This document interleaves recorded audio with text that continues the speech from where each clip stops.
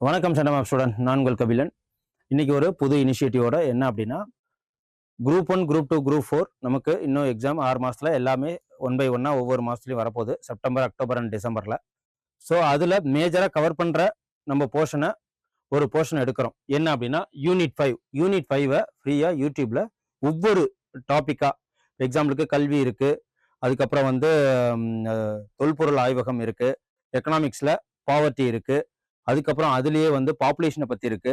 So ஒவ்வொரு இதில் cross development project, இந்த இதில் எல்லாமே திட்டக்குழு இருக்கு, பட்ஜெட் இருக்கு, இந்த இதில் இருக்கிற ஒவ்வொரு நுணுக்கமான டாப்பிக்கும் புவியியல் அமைப்பு இருக்கு, அதுக்கப்புறம் வந்து பொலிட்டிக்கல் சிஸ்டம்ஸ் இருக்கு. இது அனைத்துமே இப்போ முன்னாடி சிலபஸ் மாறாததுக்கு முன்னாடி யூனிட் 9ல இருந்தது. இப்போ கொலாப் பண்ணி எக்கனாமிக்ஸோட சேர்த்து என்னன்னா இந்திய பொருளாதாரம் மற்றும் தமிழ்நாட்டில் வளர்ச்சி நிர்வாகம் அப்படின்னு சேர்த்து யூனிட் 5 கொடுத்துட்டாங்க. இதுக்கு எத்தனை மார்க் கொடுக்குறாங்க அப்படின்னு சொல்லிட்டு அதையும் சொல்லிட்டாங்க. 20 கேள்விகள் கேட்கப்படும். ஒவ்வொரு கேள்விக்கும் இது. ஸோ இதுல நம்ம ஃப்ரீயா யூடியூப்ல ஒவ்வொரு டாபிக்கா, சப் டாபிக்னு இருக்கு இல்லைங்களா, கல்வி, நிர்வாகம், அதுக்கப்புறம் வந்து அரசு திட்டங்கள், அப்புறம் வளர்ச்சி நிர்வாகம், அப்புறம் சமூக நீதி. ஸோ இந்த மாதிரி ஒவ்வொரு துறையிலுமே எடுத்து நம்ம கவர்மெண்ட் மெட்டீரியல், தமிழக அரசு, அதுக்கப்புறம் வந்து டிஐபிஆர், அப்புறம் அந்த இதுலேருந்து சோர்ஸ் எடுக்கிறது, அதுக்கப்புறம் கரண்ட் அஃபேர்ஸ்லேருந்து எடுக்கிறது, அப்புறம் புக்ஸ்லேருந்து எடுக்கிறது, இது அனைத்துமே எடுத்து ஒவ்வொரு டாப்பிக்காக நம்ம டெய்லியும் ஒவ்வொரு டாப்பிக்காக பார்ப்போம். ஓகே, இன்னைக்கு நம்ம பார்க்க போகிறது அப்படின்னு பார்த்தீங்கன்னா யூனிட் 5லேருந்து கல்வி. ஓகேவா, இது எக்ஸாக்டா என்னன்னா தமிழ்நாட்டின் கல்வி முறை எப்படி வளர்ந்தது அப்படின்னு சொல்லிட்டு இந்த கல்விங்கிறத மட்டும் இன்னைக்கு பார்ப்போம். ஓகே, ஸோ இதுல இன்னைக்கு நம்ம தெளிவுபடுத்திக்க வேண்டியது என்ன அப்படின்னா, இந்த யூனிட் 5 ஃபுல் ஆஃப் சீரீஸ்ல நம்ம பார்க்க போறது எக்கனாமிக்ஸ் அண்ட் தமிழ்நாட்டின் வளர்ச்சி நிர்வாகம். ஃபர்ஸ்ட் நான் தமிழ்நாட்டின் வளர்ச்சி நிர்வாகத்தை பத்தி ஃபுல்லாவே முடிச்சிடும். ஏன்னா முன்னாடி யூனிட் 9ல உள்ளதுதானே இங்க வந்திருக்கு. ஓகேவா, அது இல்லாம எதுல இருந்து நம்ம தமிழ்நாட்டோட பத்தி பார்க்க போறோம் அப்படின்னா, தமிழ்நாட்டின் சமூக பொருளாதார வளர்ச்சி, அதாவது இதுல இருந்து பார்ப்போம். ஓகேவா, தமிழ்நாட்டின் பொருளாதார போக்குகள், தமிழ்நாட்டின் சமூக பொருளாதார வளர்ச்சி, சமூக திட்டங்களின் தாக்கம் பங்களிப்பும், அப்புறம் சமூக நீதியும் சமூக நல்லிணக்கமும், பொருளாதார மேம்பாட்டின் மூலாதாரங்கள், இது தமிழ்நாட்டின் கல்வி, அப்புறம் நல்வாழ்வு, ஹெல்த் முறைகள், அப்புறம் தமிழ்நாட்டின் புவியியல் கூறுகள், அப்புறம் அதுல பொருளாதார வளர்ச்சியல், அவற்றின் விழிப்புணர்வு, பப்ளிக் அவேர்னஸ், பொது நிர்வாகம், அதுக்கப்புறம் நலன்சார் அரசு திட்டங்கள். ஓகேவா, ஸோ இதெல்லாம் என்னென்ன இருக்கு அப்படின்னு சொல்லிட்டு அதோட பயன்பாடு, அப்புறம் பொது விநியோகம் அமைப்புகள், பப்ளிக் டெலிவரி சிஸ்டம், அப்புறம் சிக்கல்கள், அப்புறம் தற்போது சமூக பொருளாதார பிரச்சனைகள், அப்புறம் கரண்ட் அஃபேர்ஸ், நடப்பு நிகழ்வுகள், இது அனைத்துமே இப்போதைக்கு ஒவ்வொரு டாபிக்ஸா நம்ம பார்ப்போம். அதுக்கப்புறம் நம்ம பார்க்க போறது இந்த பொருளாதாரம். ஓகேவா, இந்திய பொருளாதாரத்தின் இயல்பு, 5 ஆண்டு திட்ட மாதிரிகள், ஒவ்வொரு திட்டமா பார்ப்போம். அப்புறம் ஒரு திட்டக்குழு, இது மோஸ்ட்லி நமக்கு எவ்வளவு நேரம் கிளாஸ் எடுக்கும் அப்படின்னு பாத்தீங்கன்னா ஒரு 15 மினிட்ஸ் தான். ஒரு டாபிக் எடுத்தா 15 மினிட்ஸ் ஆர் 20 மினிட்ஸ்ல நம்ம ஃபுல்லா அந்த கிளாஸை முடிச்சிருவோம். இதுக்கு உண்டான நான் வந்து நோட்ஸ் கீழே பிடிஎஃபா கொடுக்குறேன், டவுன்லோட் பண்ணி வச்சுக்கோங்க. வாங்க, இன்னைக்கு நம்ம என்ன பார்க்க போறோம், இந்த யூனிட் 5 சீரீஸ்ல நம்ம என்ன பார்க்க போறோம் அப்படின்னா, இது unit 5 series group 1, group 2, group 4 எல்லாத்துக்குமாக தான், ஆனா மெயின்ஸுக்கு இதுல வருது. ஸோ இன்னைக்கு நம்ம பார்க்க போறது தமிழ்நாட்டின் கல்வி. ஸோ அதுல இருந்து பார்ப்போம்.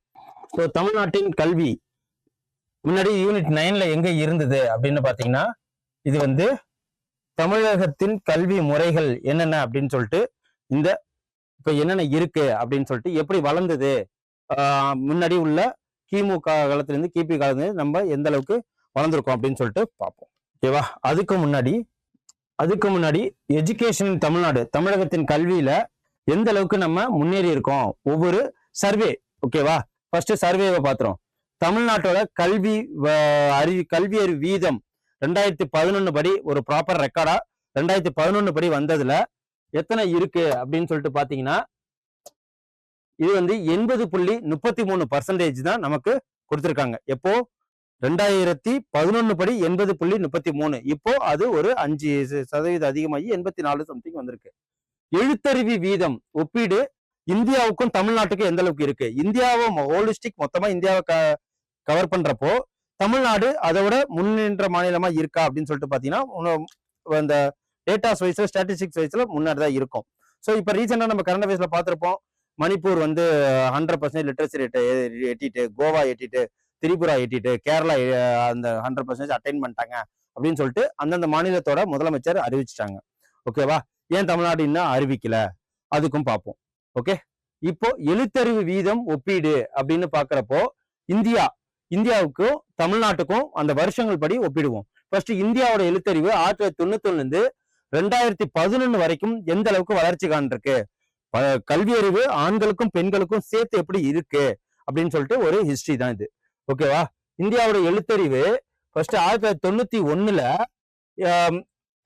ஆண் பெண் மற்றும் மொத்தம் அப்படின்னு பாக்குறப்போ இந்த சதவீதங்கள்ல பாக்குறப்போ எந்த அளவுக்கு இருக்கு அப்படின்னு சொல்லிட்டு பாத்தீங்கன்னா 1901 9.80% தான் ஆண்கள் படித்த அறிவு பெற்றவர்களா இருக்கிறாங்க. பெண்கள் பாருங்க 0.60% தான். ஸோ அந்த காலகட்டங்கள்ல யார் வந்து அதிகமா படிச்சிருப்பாங்க அப்படின்னா ஆண்கள் தான் படிச்சிருப்பாங்க. அப்பயுமே வந்து பிரச்சனை இருந்தது. ஓகேவா? எழுத்தறிவு சங்கம்னு வந்துச்சு. அதுக்கப்புறம் வந்து பிராமணர் அல்லாத ஒரு சங்கம், ஏன்னா கல்வி கற்றவங்கலாம் ஏகப்பட்ட பேர் இருந்தாங்க. ஓகே, அதுல 99.80% இந்த படித்தவர்கள் அனைத்துமே இந்திய விடுதலைக்காக போராட்டத்துக்காக தன்னை ஈடுபடுத்தி கொண்டாங்க. ஓகேவா? சோ இதுல மொத்தம் வந்து அப்போதைக்கு 5.30% தான் மொத்தமா எழுத்தறிவு விகிதம் பெற்றவங்களா இருந்தது. இதுவே 1911 எத்தனை இது அப்படின்னு சொல்லிட்டீங்கன்னா 10.60%, 1.10%. மொத்தம்னு பாத்தீங்கன்னா 5.90% தான் இங்க கல்வி அறிவு எழுத்தறிவு பெற்றது. கல்வி அறிவு வேற, எழுத்தறிவு வேற. அதாவது ஒரு விஷயத்த ரீட் பண்ணி அதை எழுதவும் தெரிஞ்சு, சொந்தமா கையெழுத்தும் போட தெரிஞ்சு, ஸோ கணக்கு வழக்கெல்லாம் தெரிஞ்சாதான் அந்த எழுத்தறிவு விகிதம் அதுலதான் சொல்றோம். ஸோ 1921 12.20%, 1. மொத்தம் 7.20% இருந்தாங்க. ஓகேவா? ஸோ 1931 15.60% உயர்ந்திருக்கு. ஸோ பெண்கள்ல பாருங்க எந்த அளவுக்கு லீஸ்டா இருக்கு, 2.90. இவங்களும் உயர்ந்துட்டு தான் வராங்க. ஓகேவா? இவங்களும் உயர்ந்துட்டு தான் வராங்க. ஆனா இவங்க அளவுக்கு ஆண்கள் அளவுக்கு பெண்கள் இல்ல பாருங்க. 1941 24.90%, இதுல 7.30 தான். ஸோ 16.10% மொத்தம் எழுத்தறிவு விகிதம் இருந்திருக்கு இந்தியால. 1951 பாக்குறப்போ 27.16, 8.86, ஸோ 18.33%. ஓகேவா? ஸோ இதெல்லாம் பார்க்கும்போது இப்போதைக்கு நம்ம 2023-24 நமக்கு பகிரங்கமா விட்டுருக்கிறது எவ்வளவு அப்படின்னா, மேல் வந்து 87.2% எழுத்தறிவு விகிதம் பெற்றிருக்கிறாருங்க. ஸோ ஃபீமேல்ஸ் வந்து 74.6% எழுத்தறிவு வீதம் பெற்றிருக்காங்க. மொத்தமா பாத்தீங்கன்னா இந்தியால 80.99% தான் முழு எழுத்தறிவு வீதம் ஆஸ் பர் த டேட்டா படி, ஸ்டாட்டிஸ்டிக்ஸ் படி 2021 24 வரைக்கும் இதுதான். ஓகேவா? சோ பாத்துங்க, இது 2011 வரைக்குமே பாருங்க. 2011 அந்த 10 வருஷத்துல நம்ம எத்தனை சதவீதம் அடைஞ்சிருக்கோம் அப்படின்னா கிட்டத்தட்ட 6% எழுத்தறிவு வீதம் வளர்ந்திருக்கு. சோ அப்ப 82.14, 65.46 பெற்று மொத்த விகிதத்துல 74.04% வாங்கியிருக்கிறாங்க. சோ இது இந்தியாவை ஒப்பிடும்போது. இதுவே தமிழ்நாட்டை ஒப்பிடும்போது, ஓகேவா, தமிழ்நாடு எழுத்தறிவு விகிதம் ஒப்பிடணும். இப்ப நம்ம தமிழ்நாடு யூனிட் 5 படி தமிழ்நாட்டை தானே பாக்குறோம். ஓகேவா? இப்ப தமிழ்நாடோட எழுத்தறிவு வீதம் ஆண் பெண் ரெண்டு இதுலையும் கம்பேர் பண்றப்போ பாருங்க, 1991 14.10% இருந்தாங்க. பெண்கள்ல 1% தான் இருந்திருக்கிறாங்க. ஆக மொத்தம் இதுல பாருங்க, அதுல 80.9, இதுல 82.9% 2023-24 மொத்தமா. சோ ஆக மொத்தம் நம்ம 2% தமிழ்நாடு டோட்டல் இந்தியாவை கம்பேர் பண்றப்போ எழுத்தறிவு வீதம் நமக்கு அதிகமா இருக்கு. சோ ஃபர்ஸ்ட் நம்ம எழுத்தறிவு வீதத்துல யார் ஃபர்ஸ்ட் இருக்காங்க அப்படின்னு பாத்தீங்கன்னா, நம்ம தமிழ்நாட்டுல கன்னியாகுமரி 91.91%, ரெண்டாவது இடம் சென்னை 90%, இதுல லாஸ்ட் இடம் தருமபுரி தான் இருக்கு. ஓகேவா? சோ அது பாத்துக்குங்க. ஓகே, இப்போ லாஸ்டா நம்ம டேட்டா படி 2011 86.80%, 73.86%, மொத்தம் 80.33% நம்மளோட தமிழ்நாட்டோட எழுத்தறிவு வீதம் ஆஸ் பர் டேட்டா சென்சஸ் படி 2011 இருக்கு. இப்போ நம்ம ஸ்டாட்டிஸ்டிக்ஸ் என்ன சொல்லுது அப்படின்னா, கன்னியாகுமரி தான் இப்போதைக்கு கல்வி அறிவுல அதிகம் தமிழ்நாட்டுல. ஸோ ரெண்டாவது இடம் சென்னை. மொத்தம் எவ்வளவு அப்படின்னா 2023-24 படி 82.9%. ஓகே, ஸோ இதுதான் எழுத்தறிவு விகிதம். இதை ஒரு தடவை பார்த்துக்குங்க. ஓகேவா? அதுவே இந்தியா லெவல்ல ரேங்க் பாத்தீங்கன்னா, ரேங்க் இன் இந்தியா லெவல்ல பாத்தீங்கன்னா ஃபர்ஸ்ட் மிசோரம் 98.2% எழுத்தறிவுல ஃபர்ஸ்ட் இருக்கு.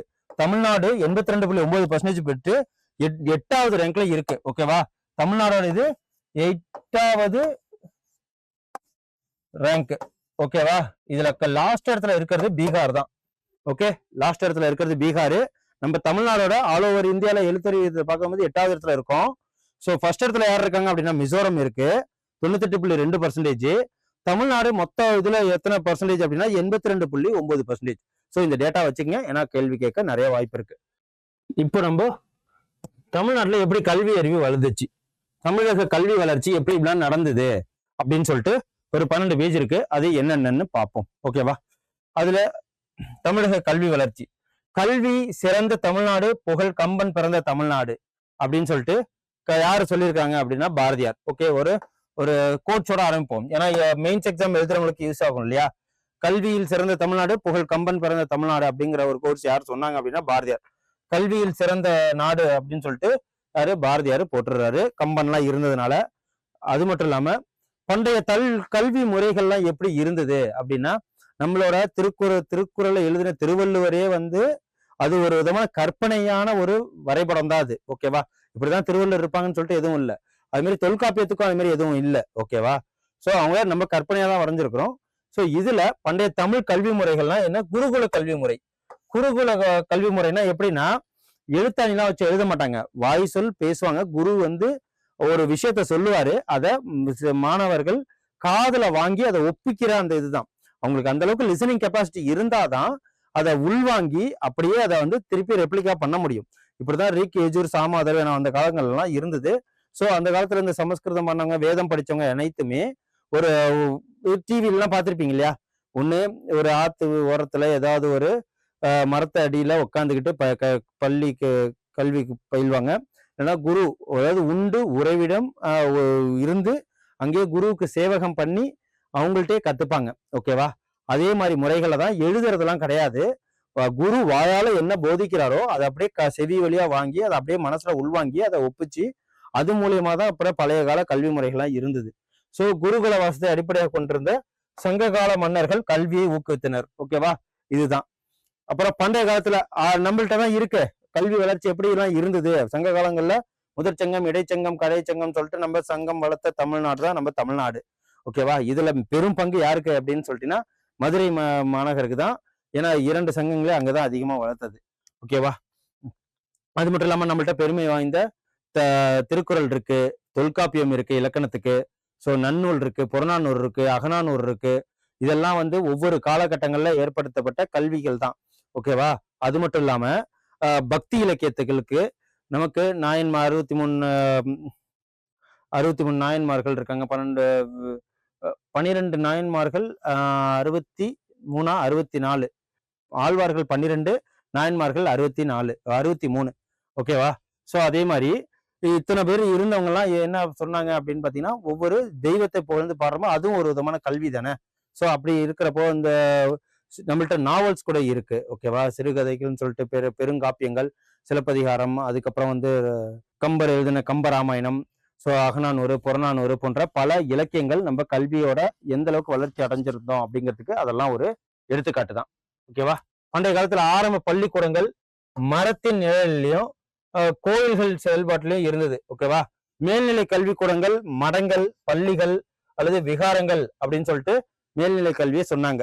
ஸோ கல்வியை எப்போ அதிகமா வளர ஆரம்பிச்சது அப்படின்னு பாத்தீங்கன்னா, இங்க ஃபாரின்ல இருந்து இந்த போர்ச்சுகீஸ் காலங்கள்ல அவங்க ட்ரேடுக்காக வந்தாங்க இல்லையா, அவங்க தான் என்ன பண்றாங்க, மக்களை வேலை வாங்கறதுக்கும் அவங்கள்ட்ட இன்டராக்ஷன் பண்றது, கம்யூனிகேஷன் பண்றதுக்கும் ஸோ கல்வி அறிவு அவங்களுக்கு ரொம்ப முக்கியமா இருந்தது. அதனால கல்வியை கொடுத்து மதத்தை பரப்புனாங்க. ஓகே, ஸோ மெயினா மதத்தை பரப்பணுங்கிறத மெயின்.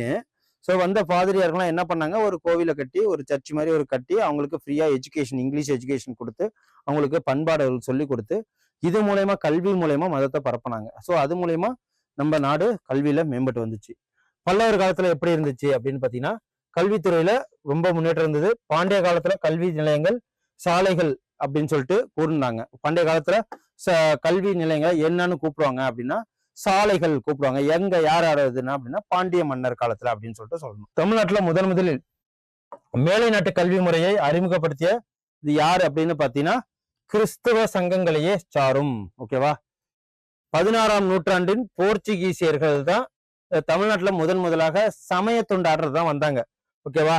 அது மூலியமா அவர்கள் இயேசு சங்கம் என்ற அமைப்பை ஃபர்ஸ்ட் உருவாக்கி அது மூலியமா மேலைநாட்டு கல்வியை அவங்க இங்க இம்ப்ளிமெண்ட் பண்ணாங்க. ஓகே. இயேசு சங்க பாதிரிமார்களும் அவங்க எதுக்காக இந்த கல்வி இது பண்ணா மதத்தை பரப்புறதுக்கு அவங்களுக்கு ரொம்ப யூஸ்ஃபுல்லா இருக்கும். அதாவது பெர்னாண்டஸ் முக்கியமானவர், ஓகேவா. அருட்தந்தை பெர்னாண்டஸ், ஓகேவா. ஃபர்ஸ்ட் போர்ச்சுகீஸ் எங்க வந்து என்ட்ரானாங்க, ஃபர்ஸ்ட் போர்ச்சுகீஸ்ல எங்க என்ட்ரானாங்க அப்படின்னு பாத்தீங்கன்னா கேலிக்கட்னு தெரியும். போர்ச்சுகீஸ்கள் அங்கதான் ட்ரேடுக்காக வந்தாங்க. ஸோ அங்கதான் வந்து அருட்தந்தை பெர்னாண்டஸ்ங்கிறவர் தான் முதல்ல அதாவது இயேசு சங்கம்னு ஆரம்பிச்சு கல்வியை முதல்ல பரப்புனார், ஓகேவா. தேவாலயத்தின் பள்ளியையும் நிறுவினார், தேவாலயத்தோட சேர்த்து பள்ளியை நிறுவினாரு. ஸோ மதுரை சமயபுர குழு, மதுரை சமய பரப்பு குழு கல்வி வளர்ச்சிக்கு சேவை குறிப்பிடத்தக்கது, அவர் ஆற்றிய சேவையை. அதுக்கப்புறம் சிறந்த அறிவாற்றல் கொண்ட ராபர்ட் டி நொபிலி, அவர் வந்து ஒரு பாதிரியாரு. அவரு 1606ஆம் ஆண்டு முத்து கிருஷ்ணப்ப நாயக்கர் மதுரைக்கு விசிட் பண்ணும்போது அங்க கல்வி நிலையங்களை ஓபன் பண்ணாரு, ராபர்ட் டி நொபிலி. ஸோ இதெல்லாம் எப்படின்னு சொல்லிட்டு வளர்ந்ததுதான் சொல்றோம். ஸோ நமக்கு எக்ஸாம் பாயிண்ட் ஆஃப் வியூல ஹிஸ்டரி வேணும், தமிழ்நாடு வளர்ச்சி கல்வி வளர்ச்சி இதுல தான். ஸோ இதெல்லாம் நமக்கு ஆரம்ப கட்ட நிலைகள் தான் நமக்கு தெரியணும். அதுக்கப்புறம் வீரமாமுனிவர், அப்புறம் கான்ஸ்டன்டைன் ஜோசப்ங்கிறவர், பெஸ்கிங்கிறவர் மதுரை சமய பரப்பு குழுவில் 1711ஆம் ஆண்டு முதல் 1942 வரை பணியாற்றினார், ஓகேவா. எங்க அப்படின்னா மதுரையில என்ன இருக்கு அப்படின்னா மதுரை சமய பரப்பு குழு, மதுரை சமய பரப்பு குழு, ஓகே. அதுலதான் இதுல யாருன்னா வீரமாமுனிவர், அவர் யாரு வேற யாரும் இல்ல, கான்ஸ்டன்டைன் ஜோசப்ங்கிற பெஸ்கிங்கிறவர் தான் வீரமாமுனிவர்னு சொல்லுவாங்க. அப்புறம் ஆற்காடு சமய பரப்பு குழுல 1853, ஆற்காடுன்னா எதுன்னு சொல்லுவாங்க, இப்ப இருக்கிற கடலூர் தான், அமெரிக்காவை சேர்ந்த ஸ்கேட்டர் சகோதரர்களால் ஆரம்பிக்கப்பட்டதுதான். எங்க அப்படின்னா கடலூர்ல, ஓகேவா. அவர் வந்து மருத்துவமனை, பல்கலைக்கழகம், பள்ளிக்கூடம், மக்களின் வளர்ச்சிக்கு நிறைய ஹெல்ப் பண்ணாரு. அப்புறம் இக்னேஷியஸ் லயோலா, ஸோ சென்னையில இருக்கலையா லயோலா கல்லூரி சமய பரப்பு, சென்னையில லயோலா கல்லூரியை நிறுவியது யாருன்னா இக்னேஷியஸ் லயோலாங்கிறவர் தான் இதை பரப்புனாரு. அப்புறம் தமிழ்நாட்டுல அரேபிய மற்றும் பாரசீக கல்வி முறை மதராசிகளின் மூலம் பரப்பப்பட்டது, ஓகேவா. அதுக்கப்புறம் ஆங்கிலேய வருகைக்கு பின் தமிழகத்துல ஏகப்பட்ட கல்வியாளர்கள் உருவாக ஆரம்பிச்சிட்டாங்க. அதுக்கு பிறகுதான் என்ன நடந்துச்சு அப்படின்னு பாத்தீங்கன்னா, அந்த வந்த பிறகுதான் நம்ம தமிழ்நாட்டுல ஏகப்பட்ட பேர் சுதந்திர போராட்டம் அப்படின்னு சொல்லிட்டு உருவாக ஆரம்பிச்சது. இதுக்குதான் சோசியல் ரிலீஜியஸ் ரிஃபார்ம் மூவ்மெண்ட் இதெல்லாம் நடந்தது. ஏன்னா இவங்கெல்லாம் படித்தவர்கள், பெண்களுக்கு கல்வி கொடுக்கணும், சதிங்கிற இதெல்லாம் இருக்கக்கூடாது. இதெல்லாம் வந்து ஏன்னா அவங்க படிச்சு உணர்ந்து கஷ்டங்களை தெரிஞ்சதுனாலதான் கல்வி அறிவு தான் சிறந்த அறிவு அப்படிங்கிறதுனாலதான் மக்களுக்கு போராடினாங்க, ஓகேவா. ஸோ 1613ஆம் ஆண்டு பட்டையர் சட்டத்தின்படி இந்தியாவில மேலை நாட்டு கல்வி வளர்ச்சிக்காக ஆண்டுக்கு 1 லட்சம், ஓகேவா, 1 லட்சம் ரூபாய் வழங்கினாங்க. பட்டையர் சட்டம் எப்படின்னா கவுன்சில் 1613 சொல்லுவாங்களா, 1813. அப்புறம் 1819ஆம் ஆண்டு பள்ளிக்கூட புத்தக சங்கம், ஸ்கூல் புக் சொசைட்டி தொடங்கப்பட்டது.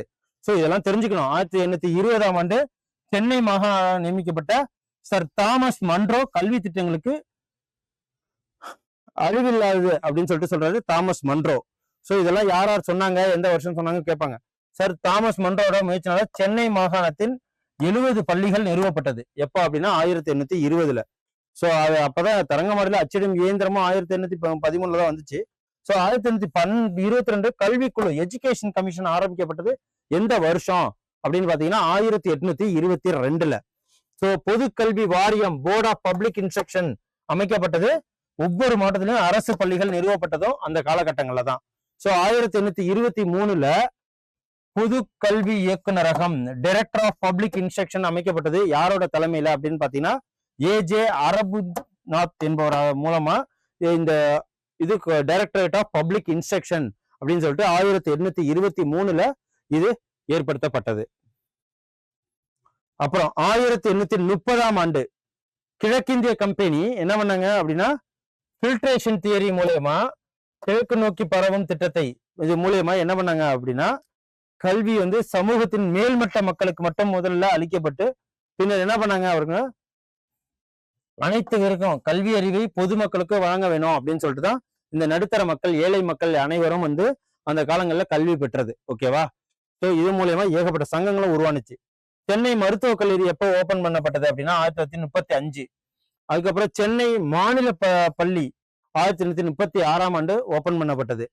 சென்னை கிறிஸ்துவ பள்ளி 1940ஆம் ஆண்டு. பச்சையப்பன் கல்லூரி இப்ப இருக்கு இல்லையா, 1841 திறக்கப்பட்டது. ஓகே. ஸோ 1835ஆம் ஆண்டு சென்னை ஓவிய கல்லூரி 1951 சென்னை மாநில கல்லூரியும் தொடங்கப்பட்டது தான்.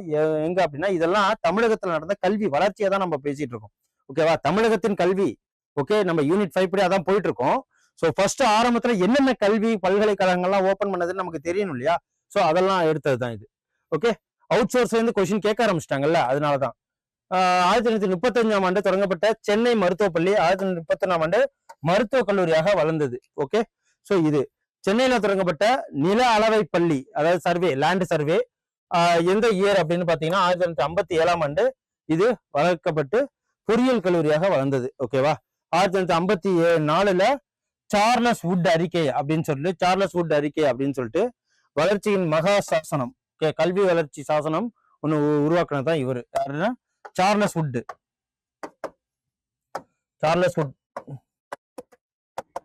வுட் டிஸ்பேட்ச்னு கூட சொல்லுவாங்க, வுட் டிஸ்பேட்ச். ஸோ இதெல்லாம் படிச்சிருப்போம் புக்ல, ஸ்கூல் புக்ல. ஸோ இதுதான். அதுக்கப்புறம் 1857ஆம் ஆண்டு லண்டன் கலைக்கழகம் மாதிரி போன்று சென்னை பல்கலைக்கழகம், மெட்ராஸ் யூனிவர்சிட்டி உருவாக்கப்பட்டது. 1857ல மெட்ராஸ் யூனிவர்சிட்டி ஓபன் பண்ணப்பட்டது. இப்பயும் ஓபன்ல தான் இருக்கு. ஓகேவா, மெட்ராஸ் யூனிவர்சிட்டி ஓபன் பண்ணப்பட்டது. 1882ஆம் ஆண்டு கல்வி வளர்ச்சி ஆராய ஹண்டர் குழு ஆரம்ப கல்வி பெருமளவில் புறக்கணிக்கப்பட்டிருக்கு. ஓகே. ஸோ நகராட்சி மற்றும் மாவட்டம் பிரித்து கொடுக்க சிபார் செய்ததும் இந்த காலகட்டங்கள்ல தான். சென்னை ஆளுநராக இருந்த கன்னிமரா பிரபு, அவர் மூலயமா கன்னிமரா லைப்ரரி ஒன்று ஓபன் பண்ணாங்க. இந்த வரைக்கும் எக்மோர்ல இருக்கு. ஸோ பொது நூலகத்தை உருவாக்கியவர் யாருன்னா கன்னிமரா லைப்ரரி. இப்பயும் வந்து எக்மோர்ல கன்னிமரா லைப்ரரி இருக்கு. ஓகே. 1891ஆம் ஆண்டு சென்னையில சட்டக்கல்லூரி அமைக்கப்பட்டது. 1929ஆம் ஆண்டு அண்ணாமலை செட்டியாரால் சிதம்பரத்துல அண்ணாமலை பல்கலைக்கழகம் ஆரம்பிக்கப்பட்டது 1929. ஸோ அதுக்கப்புறம் 1935ஆம் ஆண்டு இந்திய அரசமைப்பு சட்டப்படி கல்வி மாநில அரசாங்க திட்டம், கல்வி வந்து மாநில அரசாங்கத்திடம் ஒப்படைக்கப்பட்டது. எப்ப அப்படின்னா 1935 சர் ஜான்டின் ஆலோசனைப்படி 6 முதல் 14 வயது வரையுள்ள மாணவர்களுக்கு இலவச கட்டாய கல்வி வழங்கணும் அப்படின்னு சொன்னது யாரு? இப்போதைக்கு ஆர்டிகல்ல நமக்கு 21A இருக்கு இல்லையா, சட்டப்படி கல்வி வழங்கணும் 14 வயசுக்கு உட்பட்டவங்க வரைக்கும். அதே மாதிரி இந்த ஃபர்ஸ்ட் சொன்னதே யாருன்னா சர் ஜான் மற்றும் சர் ஜான்டின் ஆலோசனைப்படி. ஓகேவா, சர் ஜான் தான் இதை என்ன சொன்னாரு அப்படின்னா 6ல இருந்து 14 வரைக்கும் உள்ள குழந்தைங்களுக்கு இலவச கல்வி கொடுக்கணும் அப்படின்னு சொல்லிட்டு சொன்னது. அதுக்கப்புறம் 1953ல ராஜாஜி குலக்கல்வி முறையில அறிமுகப்படுத்தினார். அதுக்கப்புறம் அது வந்து என்னன்னா போராடி யாரு வந்து பெரியார் போராடி அந்த குலக்கல்வி திட்டத்தை ஒழிச்சிட்டாங்க. 1965ஆம் ஆண்டு தமிழகத்துல மும்மொழி திட்டம் நடைமுறைப்படுத்தப்பட்டது. அதையும் வந்து இப்ப அண்ணா காலங்கள்ல போராடி என்ன பண்ணா இருமொழி கொள்கை கொண்டு வந்தாங்க. இருமொழி கொள்கை, அந்த இருமொழி கொள்கை தான் இப்ப வரைக்கும் இருக்கு, தமிழ்நாட்டுல மட்டும்தான் இருக்கு. அந்த இருமொழி கொள்கை என்ன அப்படின்னா தமிழ், அப்புறம் ஆங்கிலம், ஹிந்தியை எடுத்துட்டாங்க. ஓகேவா, இருமொழி கொள்கை தான் இருக்கணும். வருஷங்கள்லாம் ரொம்ப முக்கியம். அப்புறம் தமிழகத்தில் உள்ள கல்லூரிகள் எத்தனை இருக்கு அப்படின்னு பாத்தீங்கன்னா 1970ஆம் ஆண்டு தமிழ் பயிற்று மொழியாக அறிமுகப்படுத்தப்பட்டது. அப்படிதான். அப்புறம் தமிழக அரசு 1978ல தொழிற்கல்வியை அறிமுகப்படுத்தினாங்க. ஓகேவா, பாலிடெக்னிக், ITI இதெல்லாம் உருவாக்குனது அந்த காலங்கள்ல தான் 1978ல. ஸோ இந்த காலங்கள்ல தான் SRMலாம் ஃபர்ஸ்ட் பாலிடெக்னிக் ஆரம்பிச்சுதான் இப்ப பெரிய யூனிவர்சிட்டி எல்லாமே ஆரம்பிச்சது. ஸோ அந்த காலங்களில் எம்ஜிஆர் வந்து முதலமைச்சர் ஆன பிறகு ஏகப்பட்ட கல்வி நிலையங்கள் ஓபன் பண்றதுக்காக இது வந்து நமக்கு எக்கனாமிக்ஸ் கலந்தது தான் இது. ஓகேவா. ஸோ 1978ஆம் ஆண்டு தமிழகத்தில் 10-12 பிளஸ் டிகிரி கல்வி முறை அமலுக்கு வந்தது. எப்போ அப்படின்னா 1978. 10வது 12வது பிளஸ் டிகிரி இருக்கணும். ஓகேவா, ஒரு 3 வருஷம் டிகிரி இருக்கிறதா இந்த கல்வி முறையை கொண்டு வந்தது எப்படின்னா 1978. அதுக்கப்புறம் அடிப்படை உரிமையானது ஆரம்ப கல்வி அடிப்படை உரிமையாகவே மாறிடுச்சு. ஸோ இந்தியாவில் கல்வியை அடிப்படையாக உரிமையாக்கும் அரசியல் சாசனம் எப்பன்னா 86வது சட்ட திருத்த மசோதா 2006 படி அடிப்படை கல்வி. ஓகேவா? ஆர்டிகல் 21A அனைத்து குழந்தைகளுக்கும் இலவச கல்வி அளிப்பதற்கான சட்டம் 2009 ஆண்டுக்கு நிறைவு பெற்றது. சோ இந்த சட்டங்கள் 2019 ஏப்ரல் 1 முதல் அமலுக்கு வந்தது. 6ல இருந்து 14 வயது வரைக்கும் அனைத்து குழந்தை இலவச கல்வி. இதுக்கு முன்னாடியே யார் சொன்னது? ஜான்கிறவர் சொன்னார்னு பார்த்தோமா? ஜான் இதை முன்னாடியே சொல்லிட்டாரு. 1923 சொல்லிட்டாரு. சோ அதுக்கப்புறம் 1948 டாக்டர் ராதாகிருஷ்ணன் தலைமையில பல்கலைக்கழக மானிய குழு. ஓகேவா? இவர் யாரு அப்படின்னா இவர் பேர்ல தான் செப்டம்பர் 5 டீச்சர்ஸ் டே கொண்டாடுறோம். ஓகேவா? டீச்சர்ஸ் டே கொண்டாடுறோம். சோ 1948 டாக்டர் ராதாகிருஷ்ணன் தலைமையில இந்த பல்கலைக்கழக மானிய குழு அமைக்கப்பட்டது. அதுக்கப்புறம் 1953 லட்சுமண முதலியார் தலைமையில தான் இடைநிலை கல்வி அமைக்கப்பட்டது. இடைநிலை கல்வி அதுன்னு சொன்னாங்க. அப்புறம் 1967 டாக்டர் TS கோத்தாரி தலைமையில தேசிய கல்விக்குழு. சோ இப்ப கூட கல்விக்குழு இருக்கு. தேசிய கல்விக்குழு, நேஷனல் எஜுகேஷன் பாலிசி யாரோட தலைமையில அப்படின்னா கோத்தாரி கல்விக்குழு. அவரு தான் என்ன சொன்னாருன்னா 10-12+3 கல்வி முறையை அறிமுகப்படுத்தப்பட்டதோ நடைமுறை கொண்டதோ இந்த கோத்தாரி ரிப்போர்ட் தான். சோ 1986 ஏற்படுத்தப்பட்டது புதிய கல்விக் கொள்கை. ஓகேவா? மனித வளர்ச்சிக்கு அதிக முக்கியத்துவம் அளிக்கணும், மேம்பாடுதான் கொண்டு வந்தது. அதுக்கப்புறம் 1992 ஏற்படுத்தப்பட்டது தேசிய கல்விக் கொள்கை அடிப்படையில கட்டமைப்பை ஏற்படுத்த கரும்பலகை திட்டம் அப்படின்னு சொல்லிட்டு தமிழகத்துல ஏற்படுத்தப்பட்டது. இந்த தமிழக கல்வி முறையில நமக்கு என்னன்னா சமச்சீர் புத்தகம். இப்போ IB இன்டர்நேஷனல் சிலபஸ், ICS, அப்புறம் NCERT சிலபஸ் இப்படின்னு இல்லாம அனைத்து பாடங்களையும் ஒன்றா சேர்த்து சமச்சீர் கல்வி அப்படின்னு சொல்லிட்டு கொண்டு வந்தது கலைஞர் பீரியட்ல 2009 வாக்குல நமக்கு அறிமுகப்படுத்தப்பட்டு 2011 இருந்து நமக்கு சமச்சீர் கல்வி கொண்டு வந்ததுதான். தொடக்க கல்வி முன்னேற்றத்தை தமிழ்நாட்டில் யார் ஃபர்ஸ்ட் முன்னேற்றம்னா காமராஜர் தான் முக்கிய காரணமாக இருந்தாரு. இவரோட இதுதான் கல்வி கண் திறந்ததுதான். இவரு எப்போ? அக்டோபர் 15. சோ தொடக்க கல்வியில் அனைத்து குழந்தைகளுக்கும் பள்ளிக்கு செல்லும் வாய்ப்பு முழுமை இல்ல. அனைத்து கிராமங்களிலும் குடியிருப்புகளிலும் தொடக்க பள்ளிகள் தொடங்கப்பட்டது. ஓகேவா? இது எப்படின்னா ஒவ்வொரு கிராமத்திலயும் தொடக்கப்பள்ளி இருக்கும். அதுக்கப்புறம் ஒவ்வொரு 3 கிலோமீட்டர் தொலைவுல தொடக்கப்பள்ளினா 1ல இருந்து 5வது வரைக்கும். அதுக்கப்புறம் இடைநிலை கல்வி அப்படின்னா 1ல இருந்து 8வது வரைக்கும். அப்புறம் உயர்கல்வி அப்படின்னா 10வது வரைக்கும். அப்புறம் மேல்நிலை கல்வி அப்படின்னா 12வது. இதெல்லாம் ஒவ்வொருத்துக்கு டிஸ்டன்ஸ் கீப் அப் பண்ணி வச்சிருப்பாங்க. ஓகேவா? எல்லா கிராமங்களையும் அது கவர்ற மாதிரி 1 கிலோமீட்டர் வச்சிருப்பாங்க. அது என்னன்னு பார்ப்போம். சோ அனைத்து மாணவர்களையும் பள்ளியில சேர்ப்பதற்காக சத்துணவு இடைநிற்றலை தவிர்ப்பதற்காக கல்வியில முழு முன்னேற்ற அடையவும் சத்துணவு திட்டத்தை மற்றும் இலவச பேருந்து வசதி ஆகியவற்றை ஒவ்வொரு அரசும், இப்போ எக்ஸாம்பிளுக்கு ஃபர்ஸ்ட் எப்படின்னா சத்துணவு திட்டத்தை ஆரம்பிச்சது காமராஜரா இருக்கலாம். அதுக்கு முன்னாடி தியாகராய செட்டியார் ஆரம்பிச்சாரு. சோ அதுக்கப்புறம் அதை மேம்போக்கு ரொம்ப பறந்து விரிந்து ஆக்குனது காமராஜர் அவர்கள். அதுக்கப்புறம் அதுல சத்துணவு திட்டம், சோ மத்திய உணவு திட்டங்கிறது தான் சத்துணவு திட்டம் அப்படின்னு சொல்லிட்டு எம்ஜிஆர் பீரியட்ல அதை இன்னும் மேம்படுத்துறாங்க. அதுக்கப்புறம் காலை உணவு திட்டம், அப்புறம் அதுல முட்டை 2 போடுற திட்டம், அதுக்கப்புறம் படிக்க வைக்கிறதுக்காக லேப்டாப் வழங்கினது, சைக்கிள் வழங்கினது, இலவச பஸ் பாஸ் வழங்கினது, சீருடை கொடுத்தது. சோ இதெல்லாம் எதுக்காக அப்படின்னா மாணவர்களை ஸ்கூலுக்கு அனுப்பணும், கல்வியை வளர்க்கணும் அப்படிங்கிறதுக்காக ஒவ்வொரு அரசும், திமுக இருக்கட்டும் அதிமுக இருக்கட்டும், சோ ஒவ்வொருத்தவங்களும் காங்கிரஸா இருந்தாலும் ஒவ்வொருத்தவங்களும் இந்த கல்வியை வளர்க்கணும் அப்படிங்கிற ஒரு காரணத்துக்காக தான் இவ்வளவு தூரம் செஞ்சது. ஓகே. அதுக்கப்புறம் சர்வ சிக்ஷா அபியான் செயல்படுத்த முன்னேற்றத்தில் தமிழ்நாடு அரசு இணைந்து அனைவருக்கும் கல்வி திட்டத்தை ஏற்படுத்த இந்த சர்வ சிக்ஷா அபியான் அப்படிங்கிற ஒரு திட்டம் ஏற்படுத்த. இது மூலயமா தான் ஆர்டிகல் 21A அமல் வந்தது. ஓகேவா? கான்ஸ்டிடியூஷன்ல வந்தது.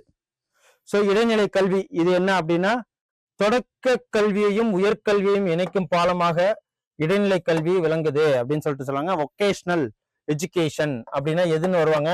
எலக்ட்ரிக்கல் பத்தி படிப்பாங்க, பிளம்பிங் பத்தி படிப்பாங்க, ஃபிட்டிங் பத்தி படிப்பாங்க. ஸோ இதெல்லாம் ITI. ஓகேவா? ITI. ஓகே, இந்த ITI படிப்பாங்க இல்லையா, அவங்க தான். ஸோ வெல்டிங்கை பத்தி படிப்பாங்க. ஸோ இதெல்லாம் வொகேஷனல் ட்ரைனிங் வழங்கப்பட்டு வருது. ஓகேவா? வேலைவாய்ப்பு பெறுவதற்காக. ஸோ இடைநிலை கல்வியை அனைவரும் பெறுவதற்காக சமுதாய பொறுப்புணர்வுடன் பொருளாதார நிலையில் உயர்வை செய்யும் மத்திய அரசின் அனைவருக்கும் இடைநிலை கல்வி ராஷ்டிரிய மத்தியமிக் சர்வ சிக்ஷா அபியான். ஓகேவா? ஃபர்ஸ்ட் ஆரம்ப கல்வி சர்வ சிக்ஷா அபியான். சோ இது இடைநிலை கல்விக்கு என்னது ராஷ்டிரிய மத்தியமிக் சிக்ஷா அபியான் திட்டம் மத்திய அரசால் ஆரம்பிக்கப்பட்டது. 30 மாவட்டங்கள ஆசிரியர் கல்வி இப்போ 38 மாவட்டங்களையும் இருக்கு. 38 மாவட்டங்கள்லயும் ஆசிரியர் கல்வி மற்றும் பயிற்சி district institute of educational training institute இருக்கு. அப்புறம் உயர்கல்வி இது வந்து முன்னணி மாநிலமாக உயர்கல்வியில தமிழ்நாடு முதல் மாநிலமா விளங்குது. அப்புறம் நலிவுற்ற கிராம மாணவர்களுக்கு கல்லூரியை சேர்ந்து கல்வி பெறும் வாய்ப்பினை கொடுத்ததும் தமிழ்நாடு அரசு தான். அரசின் முக்கிய நோக்கமே 11.72% உள்ள உயர்கல்வி சேர்க்கை 25% உயர்த்துதல். இதுதான் மெயினா இருந்தது. இப்போ அதை அட்டைன் பண்ணிட்டோமா அப்படின்னா அட்டைன் பண்ணியாச்சு. ஓகே. அப்புறம் சமச்சீர் கல்வி திட்டத்தை கொண்டு வந்தது எப்படி அப்படின்னு பாத்தீங்கன்னா, சமச்சீர் கல்வி 2010-11 ஆண்டுல தான் அறிமுகப்படுத்தப்பட்ட கல்வி முறை இதுதான். ஓகேவா. தமிழ்நாட்டுல செயல்பட்டு வரும் 4 தொடக்க கல்வி அமைப்புகள், அதாவது மாநில அரசு கல்வி முறை, மெட்ரிகுலேஷன் கல்வி முறை, ஆங்கில இந்தியன் கல்வி முறை, அப்புறம் ஓரியண்டல் கல்வி முறை, இது அனைத்துமே என்ன பண்ணாங்க சேர்த்து சமச்சீர் கல்வி அப்படின்னு சொல்லிட்டு ஒரே முறையை கொண்டு வந்ததுதான் தமிழக அரசு. ஓகே. இந்த கல்வி முறையை கொண்டு வந்த தமிழக அரசு 2017 ஆண்டு ஃபர்ஸ்ட் பாரதிதாசன் பல்கலைக்கழகத்துல தான் என்ன பண்ணாங்க, துணைவேந்தர் முத்துக்குமரன் தலைமையில தான் ஒரு குழு ஆரம்பிச்சு ரிப்போர்ட் சப்மிட் பண்ணாரு. அந்த குழு பரிந்துரை பேர் தான் 2007 தமிழக அரசு அப்ப திமுக பீரியடு. ஓகே. அவங்க தான் சமர்ப்பிச்சாங்க. யாருக்கிட்ட அப்படின்னா MP விஜயகுமார் தலைமையில ஆய்வுக்குழு அமைக்கப்பட்டு இந்த சமச்சீர் கல்விக்கு ஒரு கொண்டு வந்தாங்க. இது எப்படின்னா 2009 ஆண்டு நவம்பர் 27 கவர்னர் சுர்ஜித் சிங் பர்னாலா, ஓகேவா. ஸோ நவம்பர் 2007 சுர்ஜித் சிங் பர்னாலா அவர்களோட சட்டம் வந்து ஒன்றை பிறப்பிச்சாரு. ஓகேவா. இவர் தான் வந்து அவசர சட்டத்திற்கு பதிலாக சமச்சீர் கல்வி சட்டம் மசோதா 2010 ஜனவரி 9 அப்படின்னு சொல்லிட்டு அவரு வெளியிட்டாரு. ஸோ இது எப்போ வந்து நடைமுறைக்கு வந்துச்சு அப்படின்னா 2010 ஃபர்ஸ்ட் இது அறிமுகப்படுத்தப்பட்டது. 2010-11 6ஆம் வகுப்பு வரைக்கும் ஃபர்ஸ்ட் சமச்சீர் கல்வி அறிமுகப்படுத்தப்பட்டது. அப்புறம் 2 முதல் 10ஆம் வகுப்பு வரை வகுப்புகள்ல 12 கல்வியாண்டுல சமச்சீர் கல்வி முறை அறிமுகப்படுத்தப்பட்டது. ஓகேவா. 2 முதல் 10ஆம் வகுப்பு வரை, அப்புறம் 12ஆவதுக்கு. அதுக்கப்புறம் சமச்சீர் கல்வி திட்டத்தை அமல்படுத்துவதற்கான பள்ளி கல்வி மாநில பொதுக்கல்வி வாரியமும் எல்லாமே ஒப்புக்கொண்டாங்க. சோ இவ்வளவுதான். பள்ளி மாணவர்கள் எத்தனை பேர் இருந்தாங்க அப்படின்னு சொல்லிட்டு ஆங்கில இந்தியன் பள்ளிகள்லாம் இவங்க எல்லாம் இருந்தாங்க. ஸோ இதெல்லாம் வந்து பள்ளிகள் எல்லாம் மூடி இப்போ சமச்சீர் பாட கல்வி நிலை வந்துருச்சு. ஓகேவா. இந்த சமச்சீர் கல்வி திட்டப்படி இனி அனைத்து குழந்தைகளுக்கும் ஒரே தரமான கல்வி கிடைக்கிறது தான் இந்த சமச்சீர் கல்வி. ஸோ இதுதான் தமிழகத்து. இதுல நிறைய ஸ்கீம்ஸ்லாம் இருக்கு. நெக்ஸ்ட் வர வீடியோல உங்களுக்கு டீட்டெயிலா சொல்றேன். ஸோ இது உங்களுக்கு எப்போ வந்து முன் காலங்கள்ல இருந்து இப்போ 2025 வரைக்கும் எப்படி கல்வி முறை தமிழ்நாட்டில் வளர்ந்தது அப்படின்னு சொல்லிட்டு ஒரு ஓவர்வியூ கிடைச்சிருக்குன்னு நம்புறேன். ஸோ இந்த PDF உங்களுக்கு நான் இப்போ யூடியூப்ல தரேன். ஸோ கீழே டவுன்லோட் பண்ணி வச்சுக்கோங்க. நன்றி, வணக்கம். ஒவ்வொரு டாப்பிக்கா நம்ம யூனிட் 5ல நம்ம டெய்லியும் பார்ப்போம். Send a map. You dare to dream, we care to accomplish.